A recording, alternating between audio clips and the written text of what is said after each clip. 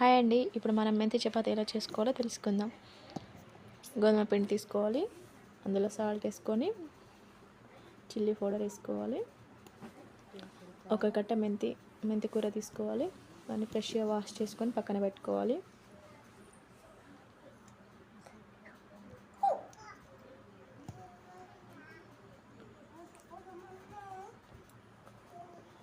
కలిపేసుకోవాలి. మెంతి కూరని మంచిగా చిన్న కట్ చేసుకొని పిండిలో వేసేసుకోవాలి. వాటర్ ఉంటాయి కాబట్టి ఆ వాటర్ తోటే కలిపేసుకోవాలి. ఒకవేళ వాటర్ సరిపోకుంటే మళ్ళీ కొంచెం వాటర్ వేసుకుంటూ మంచిగా కలిపేసుకోవాలి. పిండిని కలిపేసుకున్నాక చపాతీలు చేసుకోవాలి.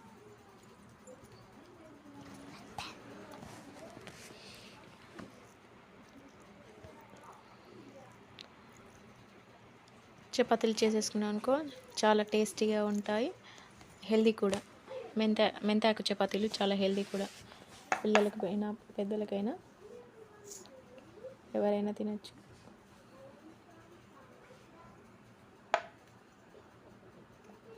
Thank you for watching. మా వీడియో కనుక మీకు నచ్చినట్టయితే ప్లీజ్ సబ్స్క్రైబ్ మై ఛానల్,